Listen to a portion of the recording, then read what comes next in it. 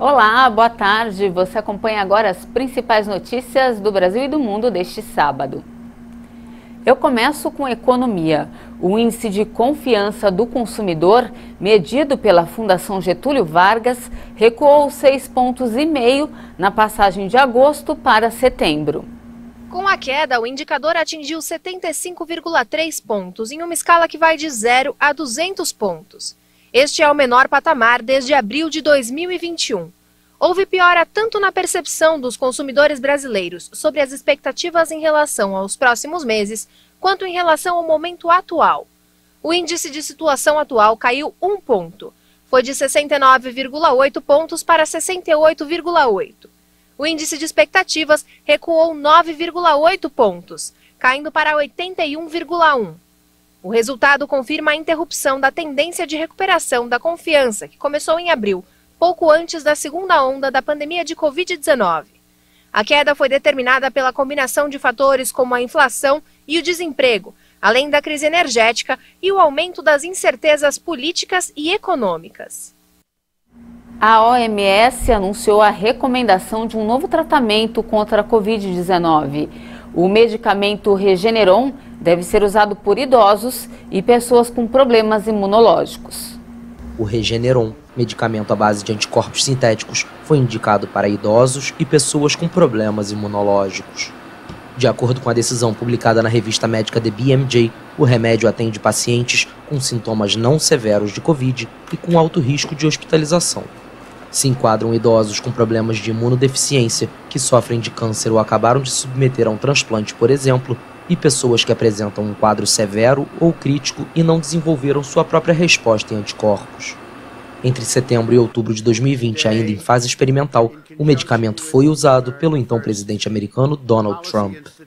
Concebido pela empresa de biotecnologia Regeneron, o medicamento é comercializado com o nome Ronaprev pela Roche.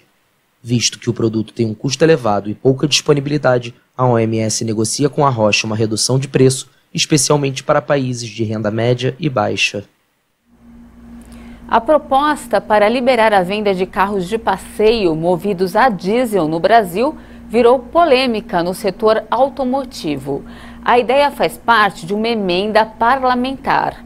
O objetivo é diminuir os custos dos combustíveis para o consumidor, que vem sofrendo com a alta nos preços. Vamos ver.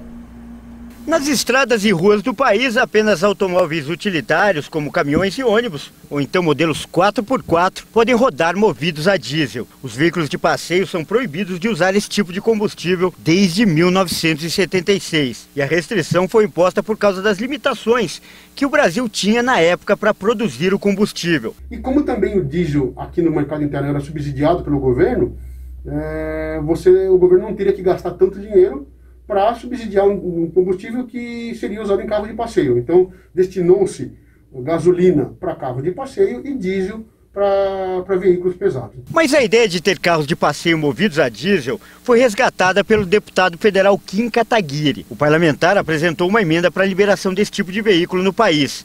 A proposta foi incluída na medida provisória do governo que autoriza os produtores a venderem etanol direto nos postos, sem intermediários. E a justificativa do deputado é que na Europa e nos Estados Unidos o diesel é usado por todos os tipos de veículos.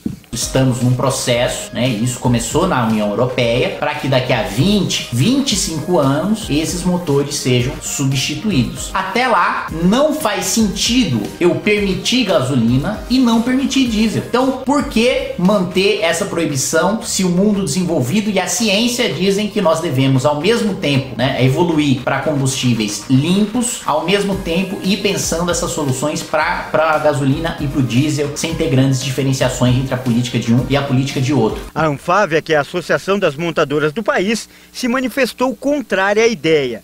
A entidade classificou a proposta como retrocesso. Em nota, a associação afirmou que a Europa tem reduzido cada vez mais a fabricação de motores a diesel e buscado outras alternativas, como eletricidade e biocombustíveis. Opinião que é compartilhada pelo professor. A vinda da eletrificação, você usar motores elétricos, baterias, veículos híbridos, para os veículos de passeio, tem sido uma alternativa tecnológica que começou a competir técnica e economicamente com o veículo a diesel e também, por extensão, a veículo com motor de combustão interna.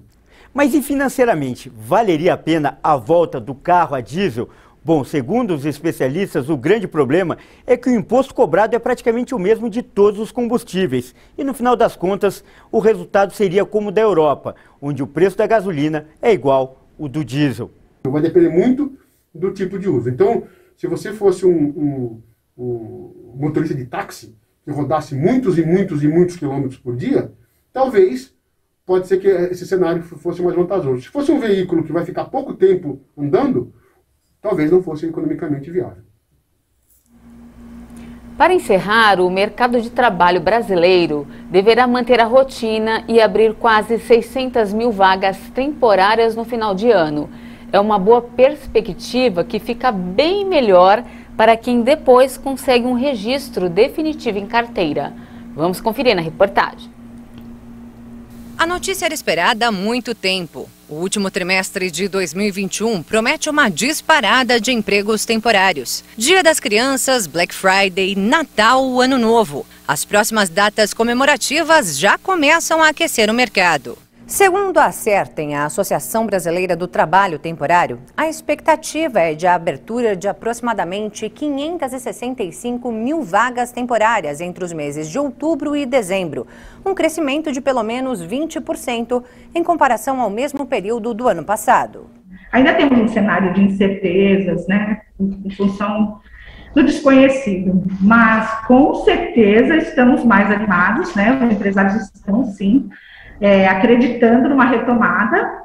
A retomada chega com o avanço da vacinação contra a Covid-19 e a flexibilização de restrições por todo o país. E mesmo com cautela, as empresas precisam contratar para atender à demanda que vem por aí. E a saída são as vagas temporárias, preenchidas de forma rápida e dentro da formalidade.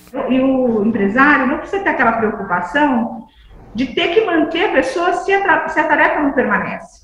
Então, dá uma certa tranquilidade aí de ter a pessoa durante o período que ela precisa da pessoa. Nesse tipo de contrato, os direitos do trabalhador são assegurados. 13º salário, férias, fundo de garantia. Tudo proporcional ao tempo trabalhado. Ele tem todos os direitos que um trabalhador efetivo tem, exceção para aviso prévio, porque é justamente o contrato é regulamentado pela Lei 6.019, então não cabe aviso prévio, e não tem direito a multas. A previsão da Associação Brasileira do Trabalho Temporário é que mais da metade das vagas sejam abertas pela indústria, 25% pelo setor de serviços e o restante pelo comércio. Para quem busca uma oportunidade, o caminho é um só. É preciso se cadastrar em agências especializadas em mão de obra temporária. E muito além do currículo, outros atributos são avaliados. Postura, maneira de falar, se a pessoa é uma pessoa concentrada e focada naquilo que ele está querendo. Em muitos casos, a experiência não é exigida, porque antes de iniciar o trabalho, algumas agências treinam a pessoa contratada. Nós vamos prepará-la para ela fazer esse atendimento para o cliente dentro dessas lojas. E as chances são grandes. Segundo o levantamento da Acertem, 22% dos temporários são efetivados e você pode ser um deles. Se está em busca de recolocação profissional, é hora de atualizar o currículo e ir à luta. E essa edição fica por aqui. Muito obrigada pela sua companhia.